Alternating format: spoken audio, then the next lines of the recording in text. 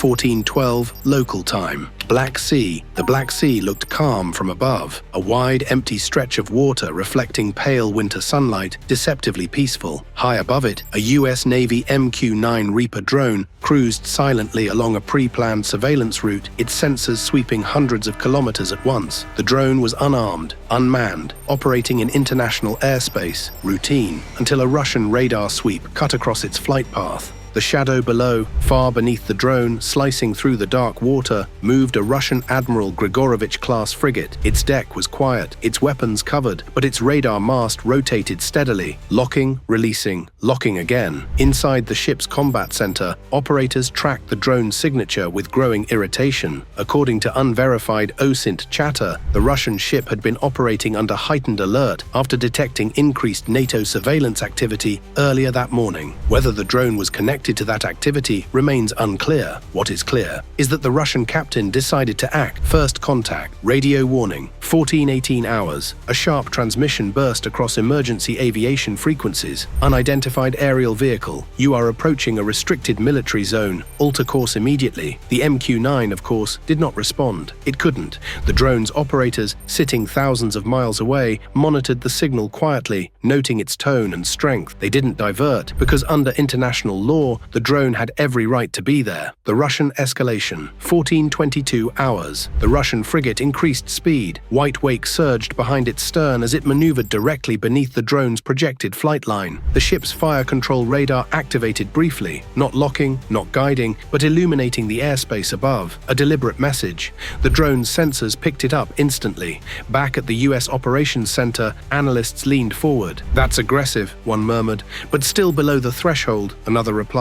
Unverified, internal pressure. Unverified reports later suggested the Russian captain was under orders to assert presence and deter what Moscow considers intrusive intelligence collection near its operational zones. Those orders, if they existed, may not have specified how far to go. That ambiguity matters, because ambiguity is where dangerous decisions are made. The warning shots, 14:26 hours. Without further radio contact, the Russian frigate's forward deck came alive. A naval gun, medium caliber, rapid fire capable, rotated toward the drone's flight path, not aiming at the drone, aiming ahead of it. Then, boom, a single round fired into the air. Moments later, a second. Both detonated far from the drone, but close enough for its sensors to register the shockwaves. On US monitoring screens, alerts flashed. Warning shots. No damage, no direct targeting, but no mistake either. This was a deliberate escalation. The drone holds course. The MQ-9 did not flinch. It maintained altitude, maintained speed, maintained heading, not out of defiance, but because drones don't panic. Back in the US command center, a senior officer spoke quietly. "If we divert now, this becomes precedent." They didn't divert. The second message, 14:28 hours. Another Russian transmission crackled through. "Aerial vehicle, final warning, leave the area immediately." Still no response. The drone's cameras continued recording every radar sweep, every deck movement, every gun barrel rotation, everything. The moment nobody expected, 14:31 hours. The Russian frigate suddenly changed course, not away from the drone, towards something else. A new contact had appeared on its radar, fast, airborne, approaching from the west. The ship's operators froze. This wasn't part of the plan. The US response reveals itself. At 30,000 feet, two US Air Force F-16 crossed into the area, their presence announced only by radar signatures and faint contrails in the distance. They weren't attacking. They weren't locking weapons. They were simply there, a silent reminder that the drone wasn't alone. Unverified, command confusion. Unverified sources suggest the Russian ship's captain had not been informed of nearby US manned aircraft, a critical oversight if true. The appearance of fighters instantly changed the equation. Shooting near a drone is one thing, escalating with manned aircraft in the area is another. The Russian ship hesitates. The naval gun powered down. The radar illumination ceased. On deck, sailors froze mid-motion. Inside the Russian combat center, the decision clock ticked loudly. Escalate further or disengage. The captain ordered a reduction in speed, but the incident was far from over. A new variable enters. 14:35 hours. The MQ-9 sensors detected something unexpected. A second Russian vessel, previously operating in passive mode, activated its radar. Two ships now, two command chains, two potential interpretations of orders. The US operations officer exhaled slowly. This just got complicated. The edge of of miscalculation. In modern warfare, warning shots are supposed to prevent escalation, but history shows they often do the opposite, because once shots are fired, even into empty air, every side starts preparing for what comes next. And as the drone continued its mission, US fighters circled, and Russian ships maneuvered in tightening arcs. Everyone involved understood one thing: this was no longer about a drone, it was about who controls the narrative and the sky over the Black Sea, and the next move would decide whether this incident stayed a warning or became something far more dangerous. 14:37 hours, Black Sea. The two US F-16s did not rush the Russian ships. They didn't descend aggressively. They didn't lock radar. They simply widened their orbit, high, visible, unmistakable. From the Russian frigate's bridge, contrails were now clearly visible against the pale sky. The message was subtle but firm. You are no longer dealing with an unmanned system.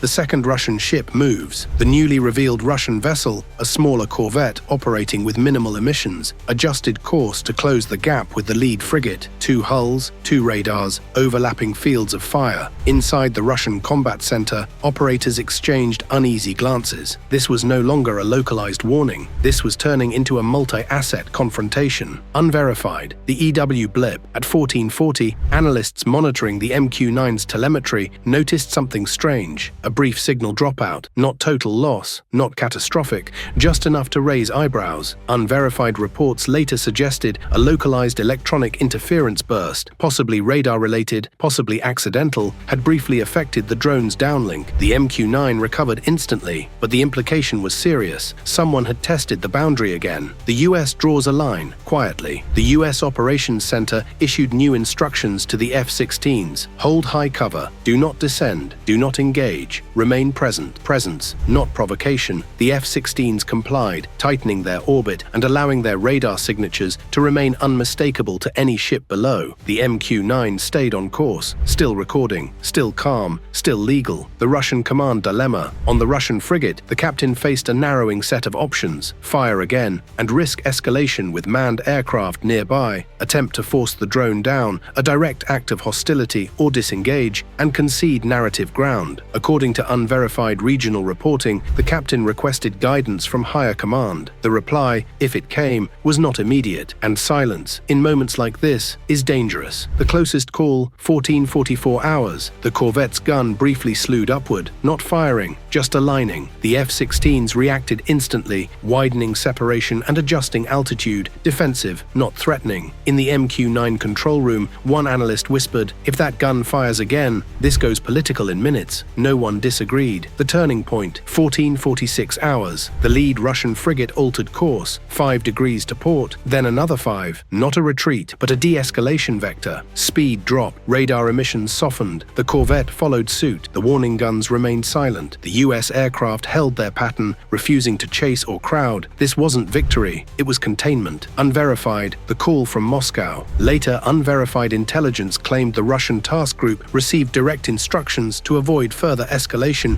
due to the presence of US manned aircraft and the risk of miscalculation. No confirmation was ever released, but the behavior aligned with that theory. The drone passes through 1450 hours. The MQ-9 crossed the outer edge of the Russian ship's operating box. Its sensors captured one last image: 2 grey hulls turning away, wakes widening, tension draining from the water. The drone did not gloat, it simply continued its route, the aftershock not on the water. Within hours, the incident began echoing beyond the Black Sea. Military hotlines activated diplomatic inquiries, initiated briefings prepared in Washington and Moscow. No press release mentioned warning shots. No official statement used the word drone, but insiders knew something serious had happened. Why this incident matters. This wasn't about a single MQ-9. It was about rules, about whether unmanned aircraft enjoy the same protections as manned ones, about how far warning shots can go before they become acts of war, and about how quickly grey zone tactics tactics can spiral when misread. The silent agreement. By nightfall, the Black Sea was quiet again. No gunfire, no warnings, no radio calls, just ships moving apart and aircraft returning to base. Both sides claimed restraint, both sides claimed professionalism, and both sides quietly adjusted their playbooks. The final note. Unverified intelligence summaries circulated days later with a single line highlighted, "Warning shots failed to deter. Presence succeeded. No missiles were fired, no lives were lost, but a message was delivered to both capitals. In modern conflict, escalation doesn't start with explosions. It starts with signals. And on that day over the Black Sea, every signal was heard loud and clear.